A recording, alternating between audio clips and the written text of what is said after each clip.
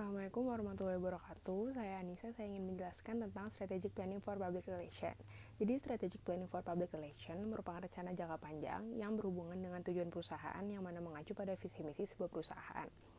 Strategic planning ini terdiri dari 3 fase dan 3 fase ini terdiri dari 3 langkah masing-masingnya.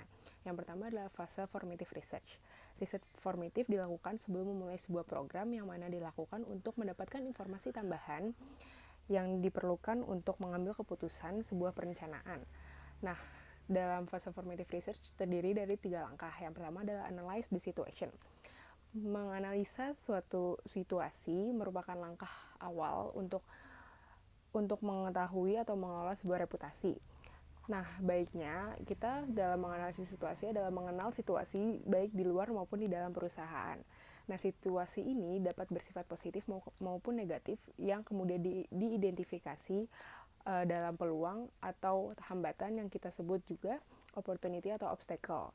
Nah, dalam analysis the situation ini, kalau misalkan issues manajemennya tidak dihiraukan atau dibiarkan begitu saja, maka akan berubah menjadi crisis management. Yang kedua adalah analyze the organization. Nah, analyze the organization ini sama dengan menganalisis SWOT, yaitu kekuatan, kelemahan, tantangan, dan juga opportunity sebuah perusahaan atau sebuah organisasi. Nah, dalam analyze the organization ini terdapat 3 aspek. Yang pertama, internal environmental, yang mana mencakup misi, sumber daya, dan juga performance. Dan yang kedua adalah public perception, yang mencakup visibility dan reputasi. Dan yang terakhir adalah external environmental, yang mana mencakup pesaing ataupun pihak-pihak yang tidak setuju pada organisasi tersebut, yang tidak berpihak pada organisasi tersebut. Dan yang ketiga adalah analyze the public. Nah, analyze the public ini baiknya kita dalam langkah ini mengenal publik, baik publik internal maupun eksternal dalam sebuah perusahaan. Nah, analyze the public ini ada 4 kategori. Yang pertama consumer, yang kedua produsen, yang ketiga enablers, yang keempat limiters. Nah, selain 4 yang disebut tadi, ada juga yang disebut key public. Key public ini terdiri dari 5 kategori. Yang pertama non-public, yang kedua latent public, yang ketiga aktif public, yang keempat aware public, dan yang terakhir adalah apathetic public. Kemudian fase yang kedua masuk ke dalam fase strategi, yang merupakan perencanaan keseluruhan organisasi, yang masuk dalam step 4, yaitu establishing goals and objectives, yang terbagi menjadi goals terbagi menjadi reputation management goals, relationship management goals, dan task management goals. Kemudian ada positioning dan objectives yang terbagi menjadi awareness objectives, acceptance objectives, dan action objectives.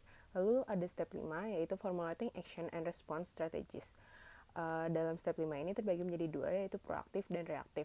Proaktif terbagi lagi, pertama menjadi organizational performance, kedua audience participation, dan yang ketiga special event, yang keempat alliance and coalitions, yang kelima sponsorship. Lalu kemudian ada reaktif.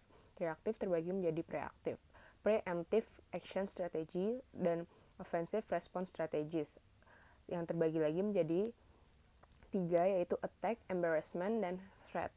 Yang ketiga ada defensive response, yang terbagi menjadi 3, yaitu denial, excuse, dan justification. Lalu yang keempat ada diversionary response, yang terbagi menjadi 3, yaitu concession, ingratitude, dan disassociation. Lalu yang kelima ada vocal commiseration strategies, yang terbagi menjadi concerns, condolence, regret, dan apology. Lalu yang keenam ada recidifying behavior strategies, yang terbagi menjadi 4, yaitu investigation, corrective action, restitution, dan repentance.